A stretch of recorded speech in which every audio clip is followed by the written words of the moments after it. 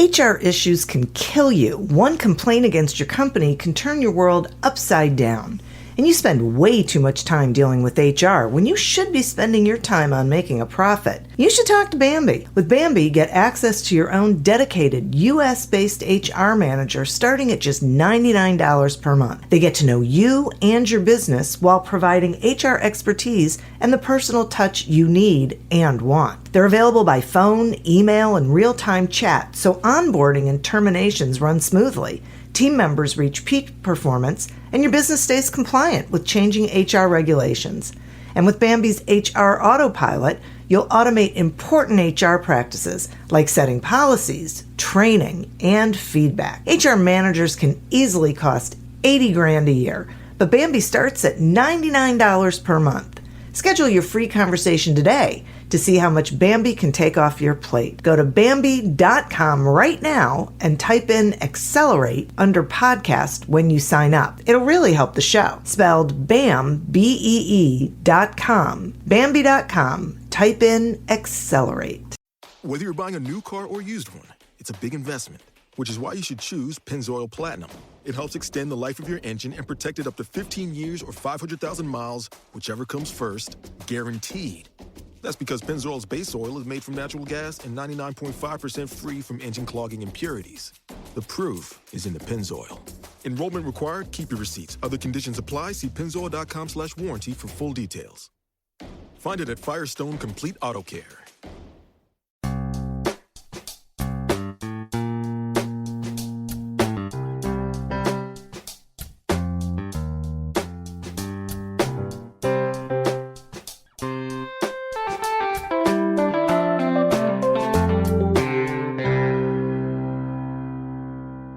Welcome to Accelerate Your Business Growth with your host, Diane Helbig. Diane is a leading small business development and leadership coach, author, and speaker who is passionate about sharing valuable ideas, tips, and techniques with business professionals worldwide. Diane brings you the world's experts and gurus in all things business. Whether it's sales, structure, social media, planning, or plateauing, guests bring their expertise and energy to each episode. When growing your business is your focus, Accelerate Your Business Growth is the show to listen to. Got a topic or guest suggestion? Let Diane know. The goal is to make sure you have the information you need to move your business forward. Thanks for joining us. Settle in and enjoy. Hi, everybody. Thank you so much for joining me. Today's podcast is sponsored by Audible.com. Audible.com is the leading provider of spoken audio entertainment and information. Listen to audiobooks whenever and wherever you want. Get a free book when you sign up for a 30-day free trial at audibletrial.com/businessgrowth. Accelerate Your Business Growth podcast continues to gain recognition as a great resource for small business owners, sales professionals, and business leaders in general. And that is because of the guests who join me to have a conversation where they share their expertise with all of you. You get to pick the things that you need, the things that make sense to you, and implement them in your business. Reach out to the guests who you would like to get more information from. And the whole goal is that you find what you need to be more successful, have greater results, and be happier with your business. Today, my guest is Mike Schmidtmann. Mike has led information technology sales teams for over 20 years. He currently works with organizations across the U.S. on sales recruiting, new business development, and profit growth. For the past 5 years, Mike has facilitated peer groups for sales leaders in the IT industry. Members consistently outperform the industry in sales growth, profitability, and innovation. Mike produces the award-winning Transformer webinar series and writes frequently for IT publications on sales and automation topics. Thanks so much for joining me today, Mike. Well, thank you, Diane. I am very excited to have you here. Before we went on air, so to speak, we were talking about how important it is for salespeople to be able to respond. And you said something about order takers and educators, and I'm wondering if you would share with us what you mean by that, and how we end up being order takers and educators, and what we should be doing. Well, thank you, Diane. I really believe that most salespeople work at a very tiny fraction of their capability. And you can see that because you look at a sales organization and the difference between the top person, the middle person, and the bottom people is enormous. In the same market, selling the same services and products, the same customer set, and yet the gap between the top people, the middle, and the bottom is enormous. So why is it that the top people so outperform the middle and lower people? And so one of the areas that I start with is what are their fundamentals? What do they do? How do they say it? How persuasive are they? And we were talking in the beginning, I think if we really boil down the sales profession, it comes down to two things. One is, are you influencing your prospects' thinking? Because if you're not influencing their thinking, if you're not changing their perspective, all you're doing is taking an order. So you're an order taker. At the same time, we also need them to take action. And if all we do is talk about features, functions, capabilities, etc., we're educating, and salespeople get people to take action. So the two fundamental things we do are influence perceptions and thinking and get people to take action. And those are both persuasive skills. So I know you wanted to talk about persuasion, and we're going to be doing some sessions later this year on persuasion. But that's really what both of these are about. How do we influence people to think differently about our product? How do we get them to take action? And those are using persuasive skills. So this is great. I really like that because I totally agree with you. I think people get really comfortable with being able to talk about the features and benefits of the thing that they sell, and they think that's going to persuade somebody to buy. But what I hear you saying is we have to be able to compel people to take action. So that there's more to it than just talking about what's good about our product or service. Well, Diane, let me add something to that. And you're exactly right. So we need to motivate people to take action. But I started my sales career in what they call eat what you kill sales. Eat what you kill sales are no salary, no expenses, no benefits, no nothing. If you sell something, you eat. So that's why they call it eat what you kill. And I was in 100% commission sales for 3 years in my early days. And if I sold something during the week, I would get a paycheck on Friday. And if I did not sell anything that week, I would get no paycheck on Friday. So that's a great motivator. But we had to convince people to take action and to convince them of the value of our services. But what I found was that, I talk to a lot of people who say, I don't want to be in sales because it's too pushy.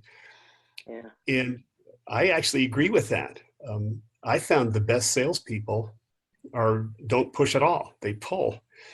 And so what's the difference between pushing and pulling in sales? Pushing is talking. Pushing is perhaps, prattling on, talking about how wonderful you may be. I call it beating your chest on how wonderful you are. But that's pushing. Pulling is asking questions. Pulling is understanding customer needs. Pulling is getting people to see the value of your services and getting them to want to take action. And so I was in one-call closed businesses for 3 years. And I quickly found I couldn't push people into anything. If I did somehow browbeat them into buying, as soon as I walked out the door, the sale would unravel. And I'm not that way anyway. I don't like, I like people to want to take action. And so the best salespeople, in my opinion, make the offer so enticing, so irresistible, so relevant to what the customer wants to achieve that the customers want, they gladly take it. So that's pulling, and those are persuasive skills as well. But I really believe that the best salespeople pull and don't push. Yeah, I so agree with you. And I think this is, what you're saying is exactly why I find that small business owners really struggle with selling, because they have this incorrect belief, this misconception or misperception about what persuasion really is. Right. So, right, they think they're supposed to be coercive, pushy, all of those things, and no one wants to be that. It's not comfortable. Right. That's true. No, you're probably very familiar with the author Neil Rackham, and he wrote a very influential book 30 years ago called Spin Selling, still in print today. And I've met Neil Rackham a couple times. He's a fascinating guy. But he had an interesting survey he did once of CEOs. And I think he asked over 10,000 CEOs. His question was very simple. How many salespeople do you meet who are so valuable you would be willing to pay for their time and expertise? And the second question was, how many salespeople do you meet who are such a waste of time, they should pay you for the time they've wasted? And the answer, and so the question is, in fact, you can Google this. It's a very famous question that he asked. Would you be willing to pay for your salesperson's expertise? And the sad answer was that decision makers, Diane said, fewer than 5% of salespeople are so knowledgeable we would be willing to pay for their expertise. And the vast majority of them said they're such gas bags and such a waste of time, they should be paying me. And so when we try to get appointments, and it's hard to get an appointment, and we try to get people on the telephone, and it's hard to get on the telephone, well, why? They're so used to salespeople not knowing anything, not having value, not caring, blabbing, talking, that they say they're a waste of time. And that's the issue. That's the barrier we have to overcome if we want to get appointments with these people. Wow. Before us have kind of poisoned the well, you might say. Yeah, no kidding. I know. It's really unfortunate. So what are simple things someone can do to be more persuasive? Right. Well, first of all, I think all great salespeople are naturally persuasive. And so you are already, Diane, in the conversations we've had. First of all, you're a great listener, because when we're going to persuade somebody, it's like them giving us the answers to the test. If we listen well enough, we find out what they care about, what they want, what they're hoping to achieve. We can find out kind of what kind of budgetary flexibility they have. We can find out all sorts of things if we just ask the questions. And so persuasive people tend to be very observant. They tie things back to what customers care about. And so it's a very personal sale.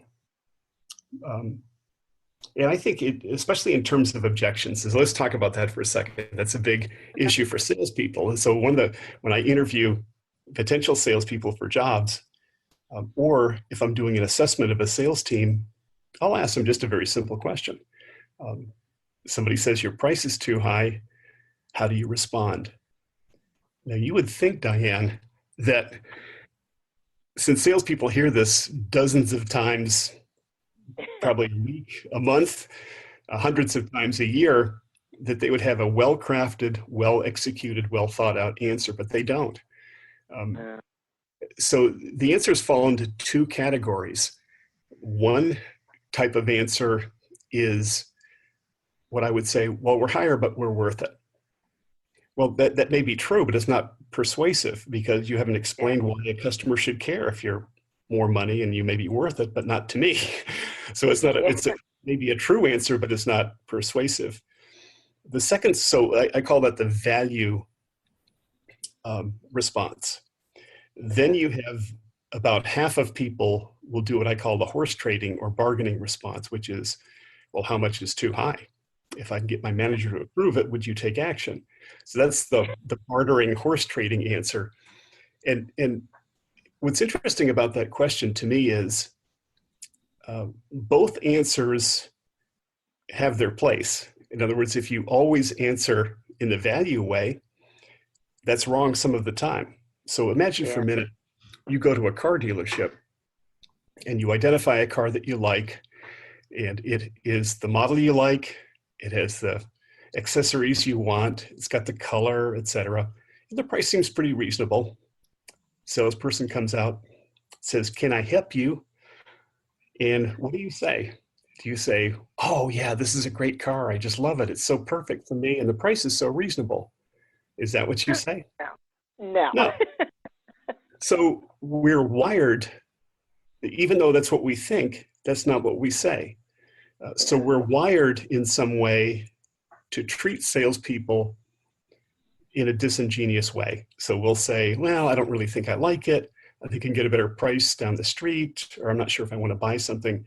We're essentially not telling the truth to the salesperson. We're treating them like a salesperson. So they're not answering that in a valid, real way. The problem is, if as a salesperson, you answer that with a value objection and a response, you say, but it's a better car, it's got a better resale value, it's got great mileage, it has great consumer reports. That's not a relevant response because those people are bargaining with you. And if you give a value answer to a bargaining question, they don't hear you. They don't care what the mileage is. They don't care what the resale value is. They're trying to walk off the lot with a gallon of blood in the gas tank, which is yours. So that's so there's a time and place for bargaining. When people are treating you like a salesperson, you have to. You don't have any choice. That's a bargaining answer. On the other hand, there are many times in sales when people legitimately have questions about your value. So for example, I'm in the voice communications business, and very frequently we would get an answer, something like this. You say, well, look, we like your solution, Mike.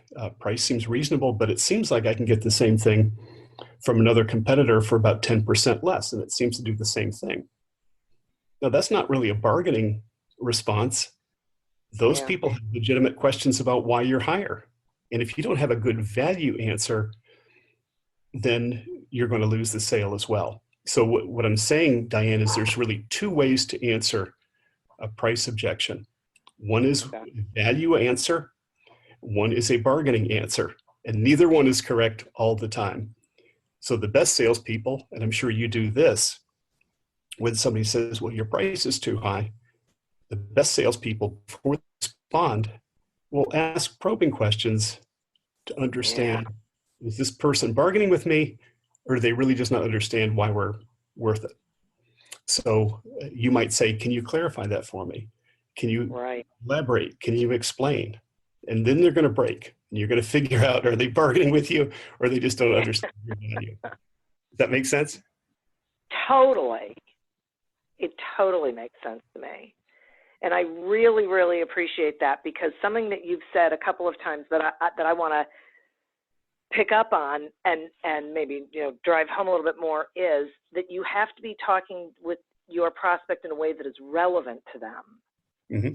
Because if you don't, they don't hear you. And too many times salespeople have their script. They talk about the stuff that they think matters. They talk about their, what they've been programmed for, but it's totally disconnected from what the other person is telling you or would tell you if you were asking them questions. That's true. Yeah. Wow. What do they call that? You show up and throw up, right? Yeah. Yeah, exactly. Yeah. Oddly, I just had that experience this morning with the Better Business Bureau. Oh no! And it's so horrifying. And I wrote a blog post about it that I'm going to post later today, because this guy's called several times and left messages. So he's very persistent. I called him back, and his start was, "So I have good news for you. Boy. You're eligible for Better Business Bureau accreditation. Are you familiar with that program? Yes, I am. So you're familiar with it? Yes. So he says, okay, I just need to ask you some questions. Oh, and actually the message you left was for the owner or president. So not even by name. Mm-hmm. So I already knew I was in trouble, and I think I probably called him back as a experiment, so just to see what he was going to do. So then he starts asking me questions that he should have already known the answers to. If I'm eligible for accreditation, that tells me you've done your research on me and my company, and you know the answers to these questions. You should not be asking them of me. And then immediately goes into the spiel about just assuming that this is of value to me. And I let him go to a certain point, and I stopped him and I said, I don't think this is something that's valuable for my business. Really, why not? Because for 13 years, I've been doing a pretty good job of providing value. So people know me, they trust me, I have a good reputation out there. I don't see how the Better Business Bureau accreditation is going to improve on that. No response. Well, the response was, okay, well, if you change your mind, we're here. And I just thought, boy, you just like hit on every wrong thing. Right. There was no persuasion in there at all because there was no conversation. Right. Well, that's the shame about our profession, Diane. And that's what you and I struggle with all the time. When we're at a cocktail party and we say we're in the sales profession, then people say, they glance at it, oh, well, nice talking to you. It's not exactly the noblest profession, and yet it can be. And that's, I fight with that all the time. And so to kind of pick up, when I was in this kind of one call close business years ago, I saw many people who were incredibly gifted at what you might call manipulation. And I found that the world kind of has a way of paying people back like that. And I was one of those people myself for years, and I learned some hard lessons, and I lost all my money a couple times. And those are the best educations I ever had, because I really believe that there is karma. I believe you have your customers' interests at heart and want what's genuinely best for them, and you're only acting ethically in their behalf, that I think the world treats you that way. And I became almost militant about being truthful and working in customer interests. I just made that decision. I would never advocate something that I didn't think would help a customer's business. I remember one time when I was a sales manager and I had a salesperson, we're out on a call, and he launched into, he says, well, I'm with Intercom and we're a $4 billion company. And I interrupted him on the spot. And I said, Jeff, we're not a 4 billion, we're 2.2 billion. And he looked at me, he says, okay, yeah, we're 2.2 billion. He goes off. When we're out of the call, he says, Mike, you embarrassed me in front of the customer. And I said, Jeff, there's no customer in the world that would buy from a $4 billion company that wouldn't buy from a $2.2 billion company. So the lie bought you nothing. But if that customer did any research at all and saw that you were 2.2 and not 4, they would say that you exaggerate about things. You've lost your credibility. You can't ever do that. And that was a tough lesson for him. And he's gone on to become an incredibly successful salesperson. He actually earns over $1 million a year in sales. But I love working with salespeople like that who will learn and listen. But I do believe, so getting back to your point, this gentleman who spoke to you from the Better Business Bureau, he didn't have your interests at heart. He'd done no research on you. He didn't care about you. He was talking at you, not with you. And those are the people that are a poor reflection on our profession, if I may say so. But I like to think that the best people in our profession provide solutions to customers that enable their business to be more successful. They communicate better. They are more effective. They reduce expenses. They serve customers. I used to work all the time with call center solutions that would help them provide better customer service, lower wait times, more knowledgeable operators being routed to the right people. So if people do their business correctly, they're serving And it's a very noble, honorable. And so people like yourself, Diane, and myself, if we're kind of on this mission to raise the professionalism of what we do, that's how we do it, person by person. Anyway, I guess I'm sermonizing. Yeah. It's okay. Okay. I am so where you are. And believe me, I completely agree with you. It's part of the reason why you do what you do, I do what I do, why I do this podcast. I'm completely with you. It's like evangelizing for, there's a good way of doing this and a bad way of doing this, and please do it the good way. It's best for everybody when you have integrity and honesty and you have the other person's interest in mind. You're absolutely right. This guy with the BBB, he had his interest in mind. He wanted to buy this thing that, as far as I can tell, really holds no value for me, right? So, and the problem is people don't realize that they telegraph that kind of thing. Right. So, yeah. When I'm certainly a student of this profession. I probably have several hundred sales books and management books and business books, and they're writing them faster than I can read, so I think I'm losing ground. But I'm fascinated, and kind of getting into the persuasion topic, which is what we're talking about.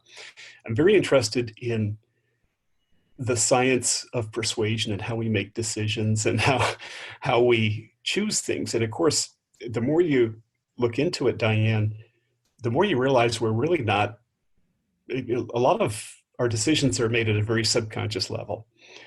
And we're not even aware of why we do things the way we do. I'll give you a real quick example. Great. When you look at, and by the way, once you open your eyes to this, you see manipulation everywhere.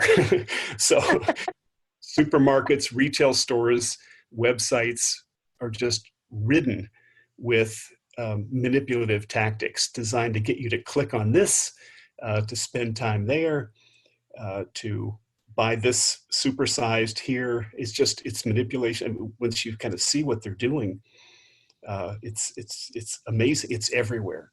But I'll give you a quick example that I thought was interesting. And this is called anchoring. Anchoring is, how do we perceive what price is fair and what's not fair? And we think this is a rational process. And so that's why we get 3 bids. That's why we do price side-by-side comparisons. Of course, customers are looking to do side-by-side comparisons too. We all do it, right? So we get an airline ticket, we put 3 airlines side-by-side. If we get a hotel, if we get a rental car, if we buy a pair of socks, if we buy a book, we compare.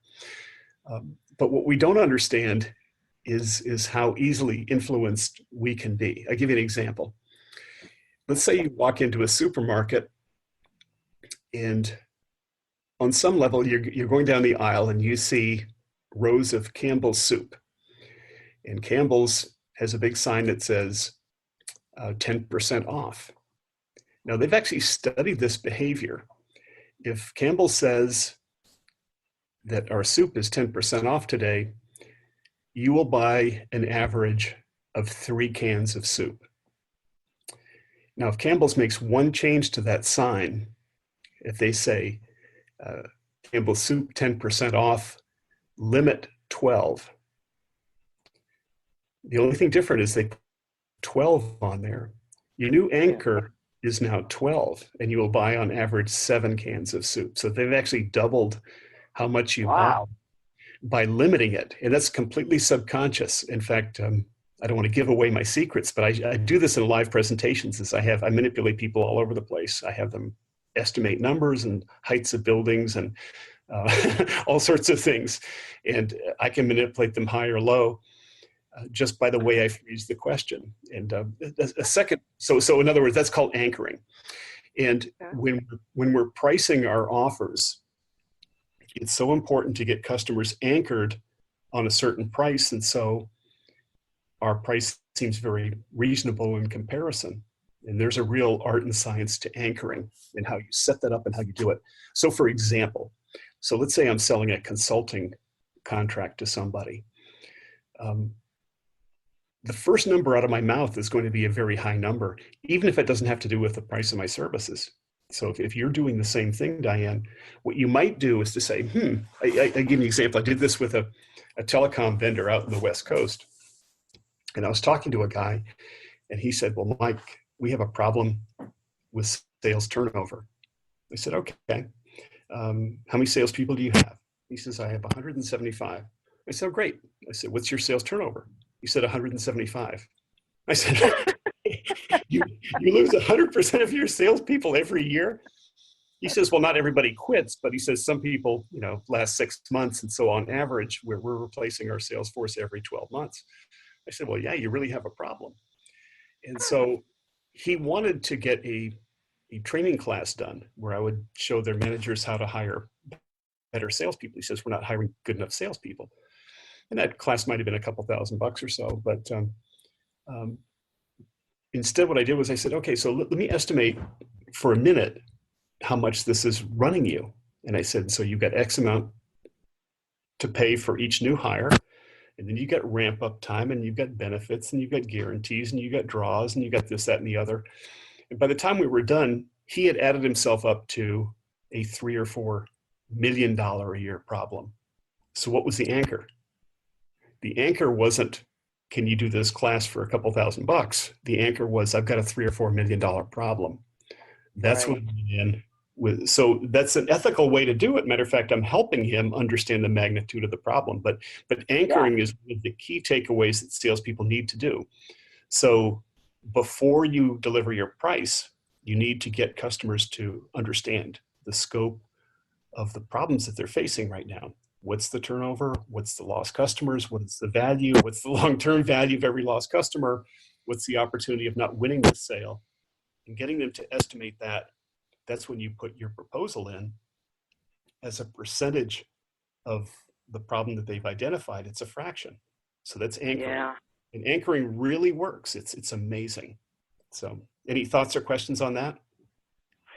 Actually, no, I love it. And as you were talking about it, I was thinking about proposals that I've done and conversations that I've had with clients where just asking them a simple question like, what is the cost of not renting out that Right. piece of equipment? And they just look at Right. you and go, wow, I never thought of it that way. It's like, right. Yeah, exactly. Right. But we need to. Yeah. So it's such an interesting, I totally get it. I totally Right. get it. I love that. Well, I didn't realize that's what it was called. There's anchoring, which is to say, get them to understand the magnitude, not just now, but over a period of time, 3 or 4 years. What's the magnitude of the problem? And so then your solution is going to be a fraction of what the total is. Now, here's another one, real quick, in persuasion. And salespeople make this mistake all the time. This is a concept they call less is more. The scientists have said, so what less is more means, how many times have you had a proposal? They found that that customers have in their mind kind of what they want in a proposal. And everything you add to that proposal that is not something they want or something they need soon detracts from your proposal. So for example, I show this as an illustration of dishware. They put it on eBay. So let's say you've got 8 plates, 8 bowls, 8, like dishes of so 24 total pieces. And how much would people pay? And let's say it's $30. And then in addition to the 8 pieces, 3 each of 8 bowls, saucers, whatever. Now, if you add some other things that people don't want, you would think that would be worth more than the smaller number, but it's not. Because anything that people add that you don't want detracts from your proposal. It's when you see what people will pay on eBay, they'll actually pay more for fewer pieces. Interesting. So why is that? And so here's how this works with your sales proposals. Everything you put in your proposal that the customer doesn't want or need detracts from the total value. So I saw this happen one time when I was working on a telephone system, and the guy says, well, we've already got a voicemail system. We don't need to swap that out. We're just going to keep our voicemail. We're talking about swapping the phone system. The guy says, well, yeah, but ours includes a voicemail, and it does this, and it does this, and it does this, and it does this. And the guy said, no, he didn't want it. And by adding something in that he didn't want, he made the whole price seem overpriced because he thought he was buying something he didn't need. So my point is, when you're proposing, the only thing you propose, I'll give you another example. When I used to sell. Wait. But before you do, I got to take a sponsor break, and then I want to hear that. So hang on one second. Right. Accelerate Your Business Growth podcast is happy to be sponsored by Audible.com. Audible.com is a leading provider of spoken digital audio entertainment and information. They have over 150,000 titles to choose from, and you can listen to them on any device, including whatever you're hearing us on right now. And if you sign up at our link, which is audibletrial.com/businessgrowth, you get one free audiobook and a 1-month trial of the service. Some examples of books you can listen to on audible.com are Why Customers Leave and How to Win Them Back by David Avrin and Leading Loyalty by Lena Renee. So visit audibletrial.com/businessgrowth, explore the books that are of interest to you, and receive one free audiobook when you sign up for the trial. Today we're speaking with Mike Schmidtmann about how to be more persuasive in sales. Okay, before we went to the sponsor break, you were about to give me another example of I will, but I have to affirm your Audible sponsor. I'm a huge fan of Audible. I get one of their books every month. I've got a wish list of about 15 books that I'm, and I listen to them all the time. I'm a huge Audible fan. Right on. Yay! But I want to talk about the issue of less is more. That you only want to put in your proposal exactly what you want the customer to think. This product, offer, service was custom built just for me. Yeah. So an example, I used to sell telephone systems, and I was an Avaya reseller, and at the time, our phone systems had 360 features. And a new competitor came out, which was Cisco. And Cisco, in their first version, was pretty underpowered. It was their first product on the market. They only had 60 features.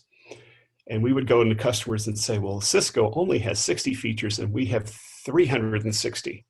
And what do the customers say? We only need 60.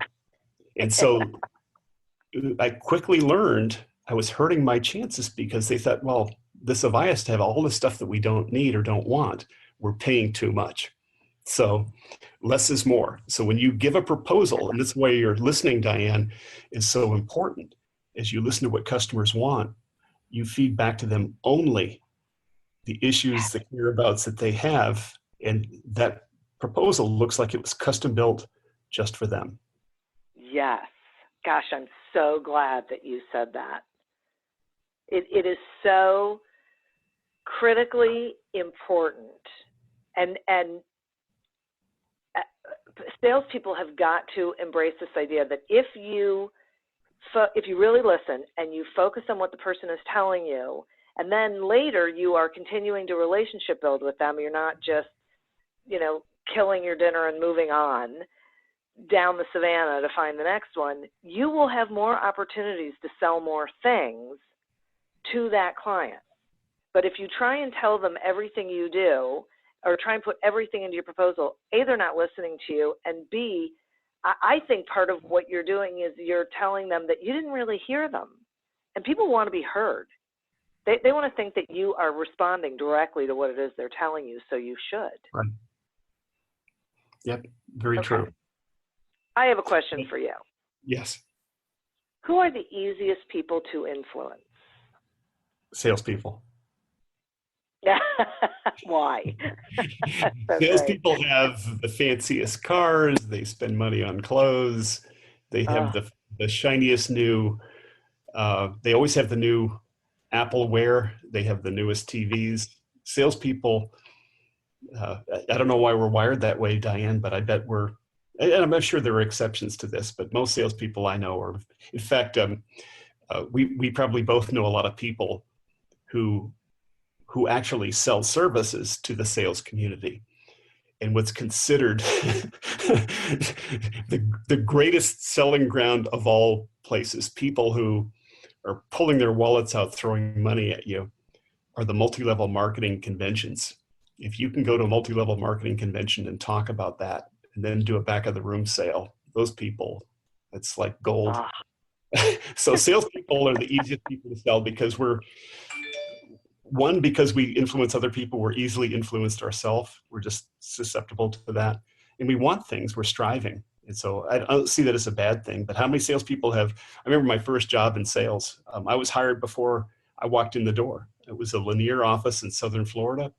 And before I even walked in the door, I saw Corvette, 300ZX, BMW, Jaguar. I said, okay, I'm here. This is where I want to work. I hadn't even walked in the front door. I just went to the parking lot and I said, this is where I want to be. That's so great. Oh, my. All right, now I want to ask you the flip side of that question. Who are the hardest people to influence? Well, for salespeople, it's usually engineers. That doesn't need to be the case. It's only because salespeople tend to not know the products that well and to use general out. But engineers are obviously logical thinkers. Now, I happen to love engineers because I'm wired that way too. Matter of fact, my mother was in real estate, so she was sales, and my dad was a civil engineer. So I've got both sides of my brain. And I can speak salesese to engineers, and I can speak engineerese to salespeople. But engineers, or you might say CFOs as well. A lot of salespeople have trouble putting things to CFOs because CFOs want to have evidence, and they want to have. You can't just say, "Well, hey, you'll triple your money in 6 months." Okay, where, how do I know this is correct? What's my downside? What's my risk?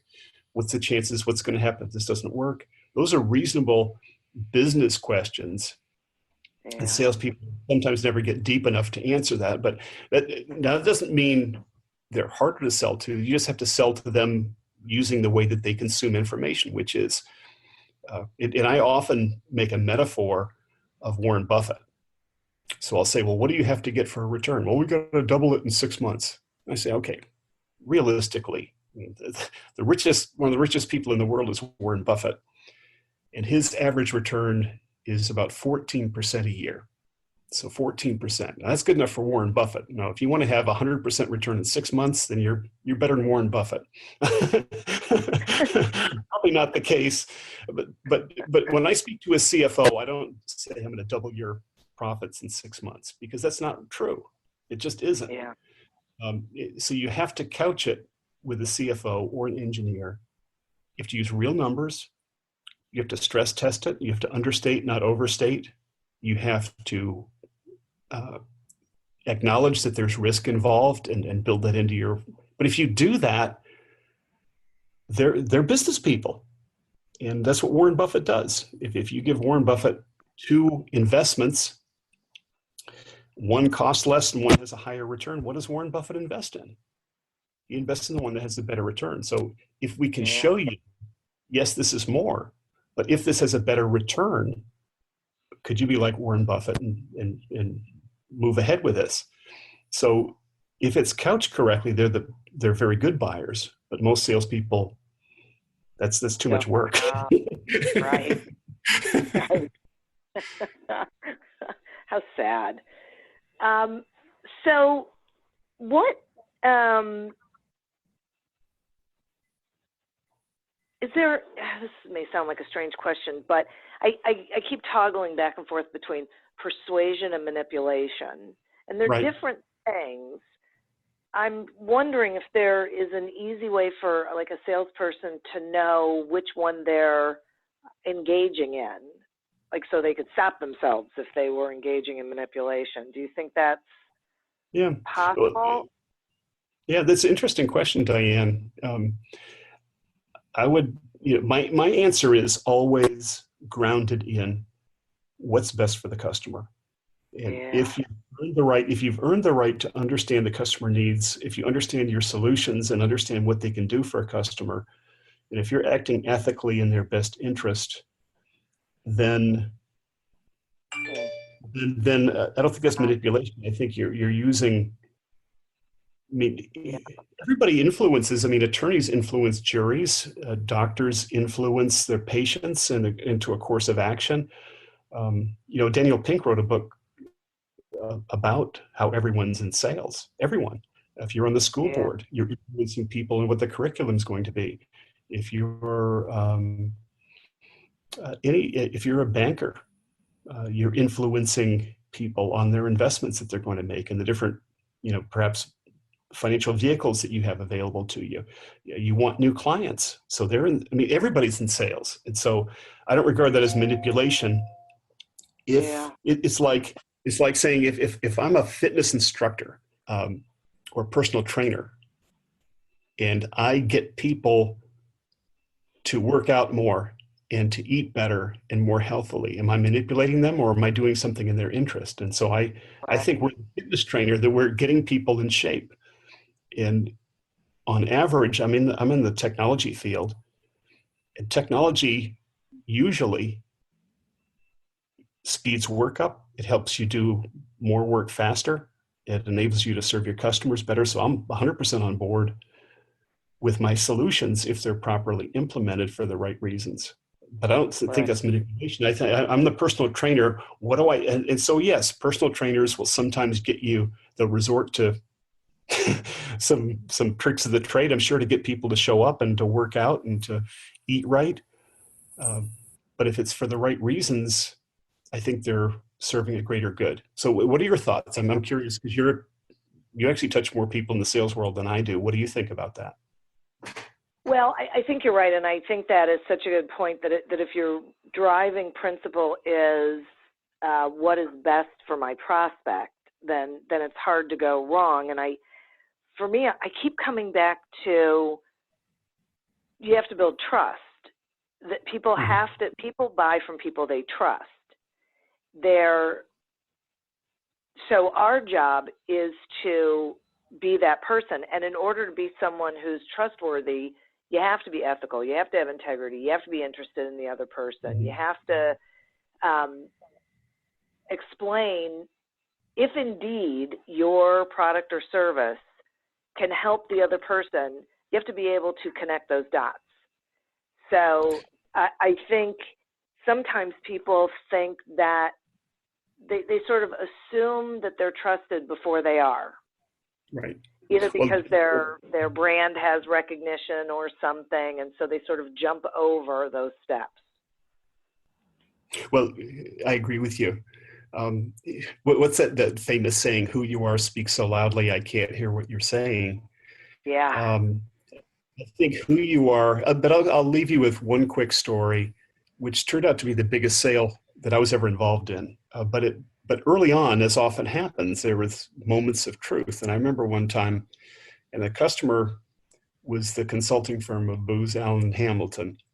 And they came to me one time and they sent me a PO and they said, okay, Mike, we'd like to order another, system from you. And I believe the PO was about $80,000 or something like that. And in the meantime, the company I represented had come out with a newer line that was significantly less money and more. As in technology, what happens is, you get more for less every year, right? Yeah. That's what happens with your iPhone and computer, everything else. It's more powerful and costs less money. So I go back to Booz Allen Hamilton, and I said, look, I certainly can do this, but I need to make you aware that there is a product for half the money that's actually more powerful and is probably better suited for you. And what did they say? Well, you're in sales, we don't believe you. And they assumed, since I was in sales, that I was trying to manipulate them probably to make a quota or make a trip or something. And that's a very reasonable response. And so I said, well, first of all, it's always your choice. I'm going to serve whatever you want to do, but I will do this. I'm going to bring in an engineer in who's in product development, and you can ask him those questions, and then you make the determination. And so I brought a guy in, and they, interrogated him for quite a bit of time. And it did turn out that the $40,000 product was not only cheaper, but it was better for them. And so they went ahead with it. But I think that was kind of a defining moment in our relationship, because I had that in my hand. I could have done it. I could have made a lot more money, but I want to do what was right for the customer. And you don't have to do that too many times before customers recognize this guy's pulling for us, if that makes sense. Yeah. Yep. Oh, it makes perfect sense. It makes perfect sense. When I was selling copiers, which is probably one of the worst professions on the planet, I had a client who called me and said, I need a color copier. And I said, no, you don't. And believe me, I had my sales manager breathing down my neck saying, sell that color, because they were so much more expensive. And I just thought, you do not need this thing. And so we sat down, we went over it. I said, okay, explain to me what you're going to be doing with it, on and on. And it turns out she did need one. But I and I could have said, okay, whatever, and just gone with it. But my goal was to make sure she had the equipment that she really needed. And color printers were much less expensive then. And because I knew that I had to live with me. Right. And so, right. And so then you get a reputation for, okay, well, that, Diane's going to shoot you straight. Just call her. She'll tell you whether she's got something for you or not. That, I think, is worth so much more when it comes to, growing a sales practice and sustainably and being able to be successful than anything else. But it's having their best interest in mind. Like you said, that's got to be the driving force. Right.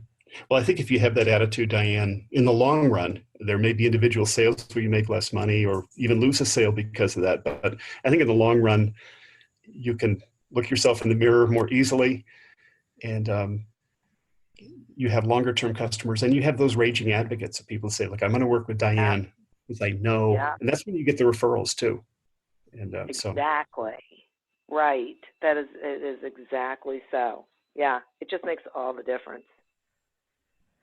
Okay, so I so appreciate this conversation, probably because you and I are on the same page. Right.